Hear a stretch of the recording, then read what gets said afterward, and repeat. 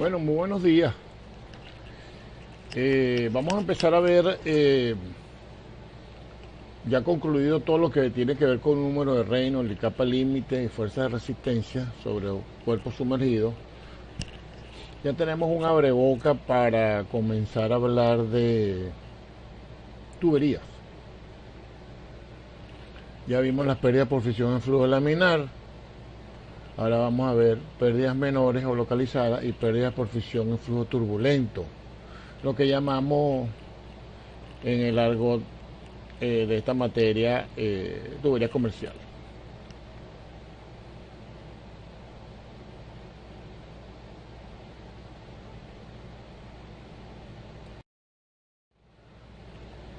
Tengo algunas notas relacionadas con las pérdidas menores que quiero compartir con ustedes.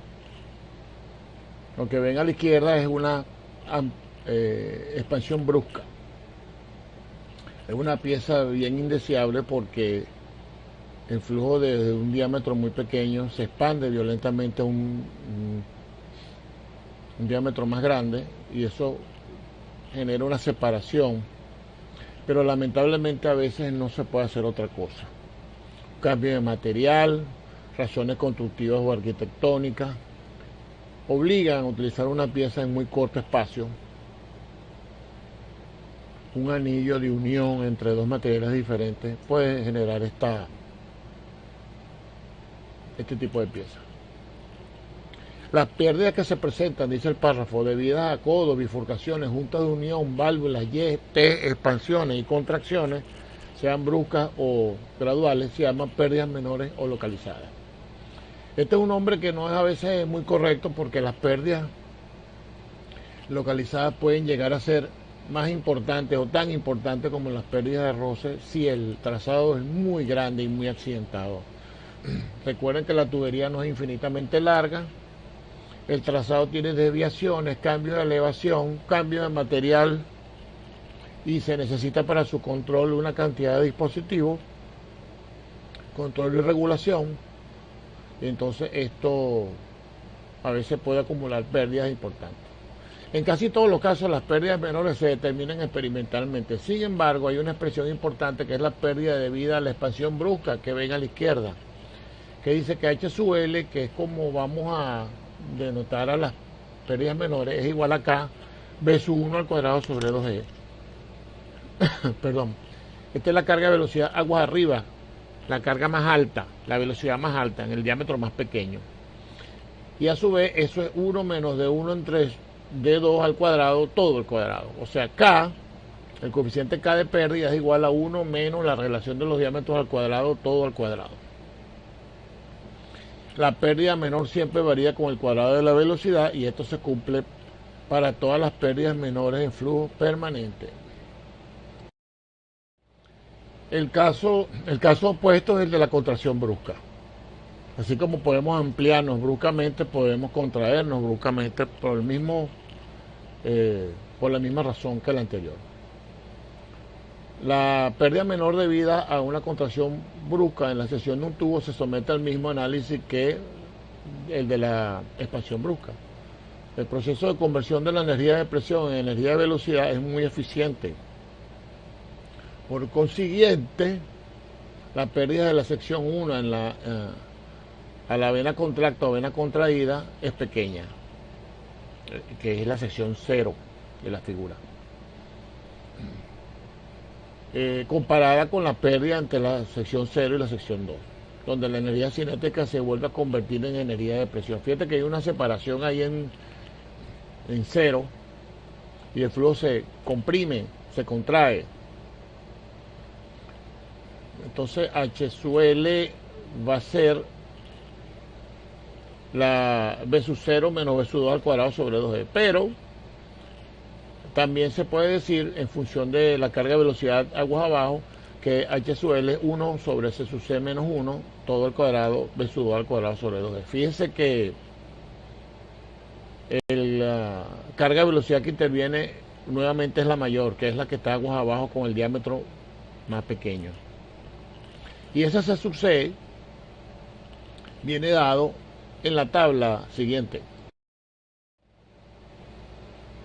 Aquí está, no se sucede los coeficientes de contracción de la ecuación interior determinado por Weisbach en base a la relación de las áreas. En función de A sub 2 sobre A sub 1, me da un C sub C. Fíjense que cuando la relación es 1, el C sub C es 1. O sea, no hay afectación. Y cuando es 0,1 es más del 60%.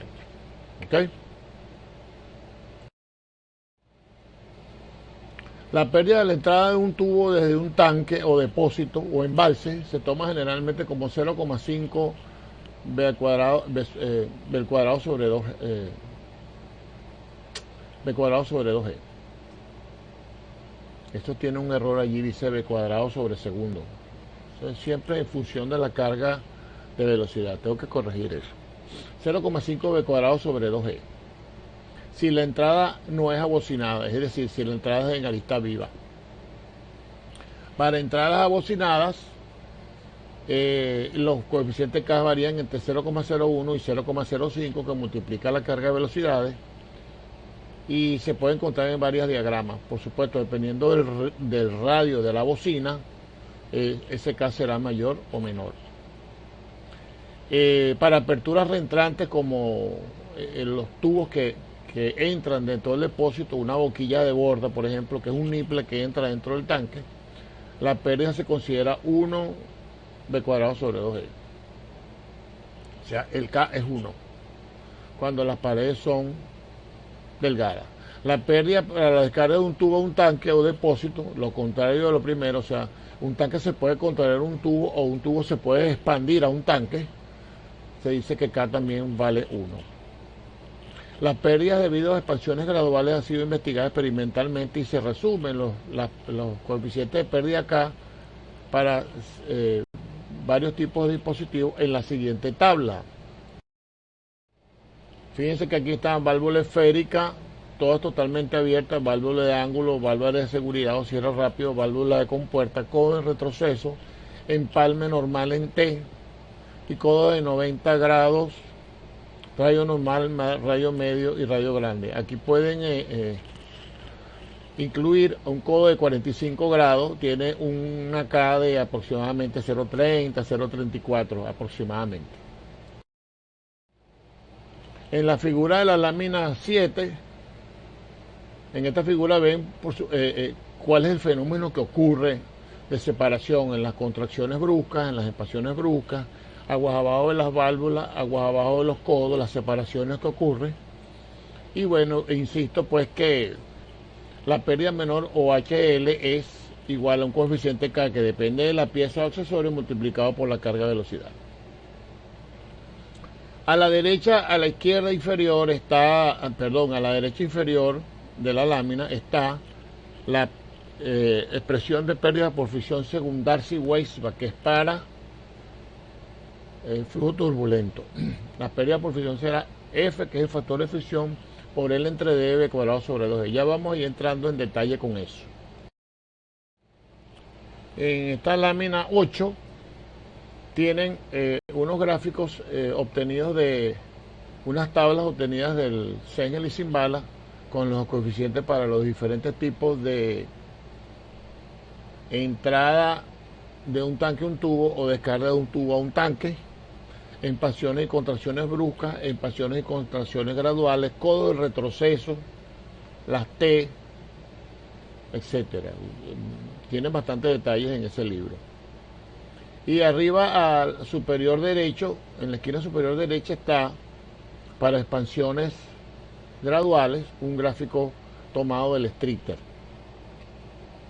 También es muy bueno para obtener los valores de el coeficiente K.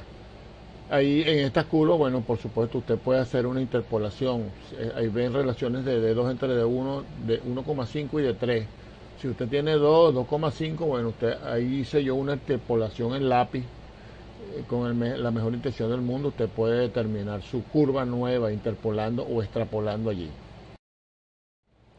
La pérdida menor también puede expresarse en función de una longitud de tubo equivalente, LE, que es la longitud de tubo en la que se produciría la misma pérdida por fricción en kilogramos por kilogramo para el mismo caudal. Es decir, en vez de considerar todas las piezas, considero una longitud que equivale que produce la misma pérdida por fricción que todas las pérdidas menores sumadas.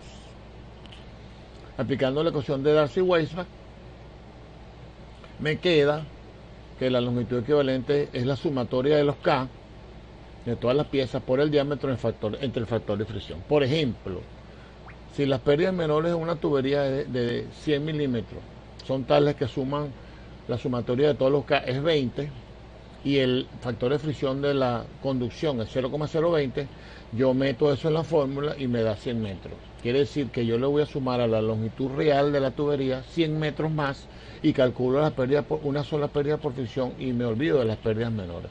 Esto se hace con bastante criterio muchas veces en ingeniería, lo vamos a ver sobre todo el semestre que viene. Pero hay que tener un poco de cuidado con esto, porque si las pérdidas están mal evaluadas, podemos correr peligro de tener menos energía de la que pensamos. Aquí vamos a ver un problema. Para H igual 10, quiero calcular, perdón, sí, es correcto, calcular el caudal para este sistema si esa altura entre la parte superior, la parte superior de la tubería y el tanque es de 10 metros. ¿Ok? El agua está a 15 grados centígrados. Tengo una longitud total de 90 metros. Tengo una entrada de un tanque a un tubo en arista viva, dos codos en 90, una válvula esférica y una descarga libre. La tubería es de hierro fundido o de fundición nueva, 150 milímetros de diámetro. ¿Ok?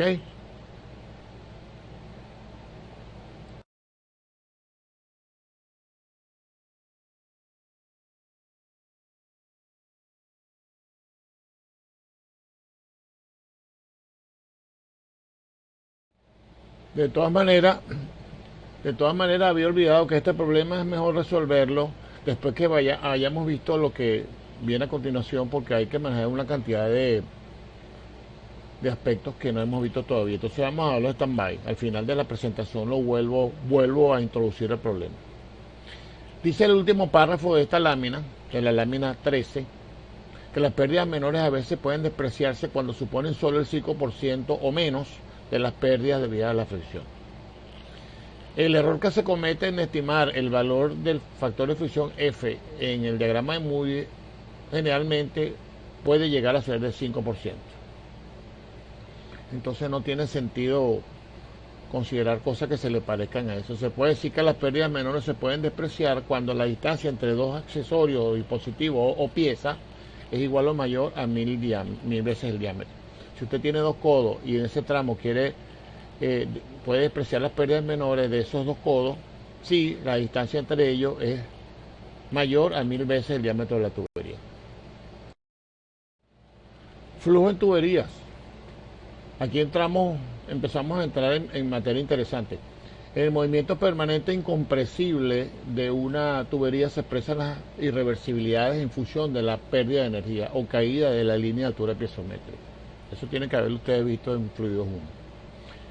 La línea de altura piezométrica está P sobre gamma por encima del eje de la tubería y Z es la cota de elevación del eje de la tubería referido a un datum. La altura de la línea piezométrica desde un datum previamente considerado. Por ejemplo, un datum importante en la ingeniería es el nivel del mar. Y la cota de operación del embalse de Guri la cota normal es 271 metros sobre el nivel del mar. El datum es el nivel del mar. La altura piezométrica será la carga de presión P más gamma más Z, que es la elevación del eje. Y la altura total estará por encima de la altura piezométrica B cuadrado sobre 2D para completar la ecuación de energía como la conocemos.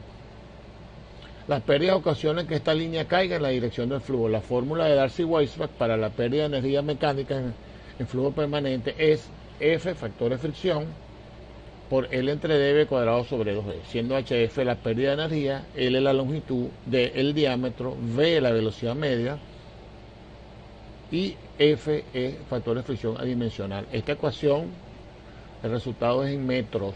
Esa energía que se pierde es en metros.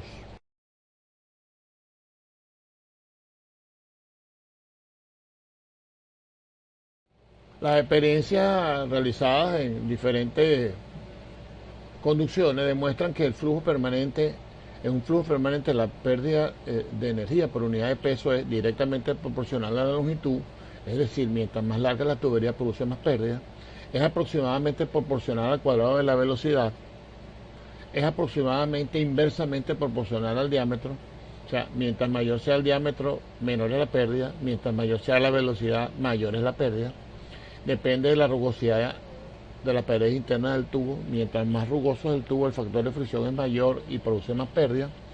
Depende de la densidad y la viscosidad del fluido y es independiente de la presión. La presión no tiene nada que ver, pero la viscosidad sí. No es lo mismo transportar crudo pesado que agua potable. La pérdida de energía es mayor y necesito mayor energía para compensar las pérdidas y tener una presión suficiente en el servicio. En la lámina 17 dice que el coeficiente de fricción depende de la velocidad, el diámetro, la densidad y la viscosidad. Y ciertas características de la rugosidad de la pared que se designan como epsilon, epsilon prima y m. Epsilon es una medida del tamaño del grano de rugosidad y tiene dimensiones de longitud, milímetros, por ejemplo. Epsilon prima es una medida de localización o disposición de los elementos de rugosidad y tiene también dimensiones de longitud, pues, puede ser milímetros. M es un factor de forma que depende de la forma de los elementos individuales de rugosidad y no tiene dimensión. O sea, M indica si son romboides, si son redondos, si son cuadrados. El coeficiente F depende entonces de 7 magnitudes, como ven abajo: V, D, Rho, mu, epsilon, epsilon prima y m. Pero el factor de fricción es adimensional. Debe depender entonces de parámetros adimensionales que se pueden formar agrupando convenientemente estas 7 magnitudes. Bueno, ahí ven, V, D, Rho y mu es el número de Reynolds. Eso es adimensional. Las tuberías lisas, epsilon y epsilon prima, son iguales a m y son 0, porque no hay grano. Entonces el coeficiente F solo dependerá de 4 dimensiones que se pueden agrupar en el número de Reynolds. Cuando la tubería es lisa, solo depende del número de Reynolds. ¿Cuáles son las tuberías lisas? Vidrio, plástico, PVC, bronce y cobre. Por su parte, las tuberías rugosas, en la tubería rugosa los términos epsilon y epsilon prima se pueden hacer adimensionales dividiéndolos entre D, que es lo que se llama la rugosidad relativa. Epsilon es la rugosidad absoluta, epsilon sobre D es la relativa. Un gráfico de coeficientes de roce en función del número de Reynolds en un papel logarítmico lo hizo Stanton and Blasius. Eso es hicieron experimentos con tuberías lisas en flujo turbulento y se tuvo una fórmula empírica para Reynolds hasta 100.000. En tubería rugosa, como les dije, epsilon entre D se le llama rugosidad relativa. Los experimentos de Nicolax demuestran en otro gráfico que para un valor de epsilon sobre D, la función que relaciona el factor de fricción con el Reynolds es independiente del diámetro del tubo, pero no permite muchas variaciones de la rugosidad relativa. Hubo muchísimos investigadores que hicieron en laboratorios experiencias para determinar el factor de fricción para la ecuación de Darcy-Weisbach, pero para sectores pequeños, pocos números de Reynolds, rango muy pequeño.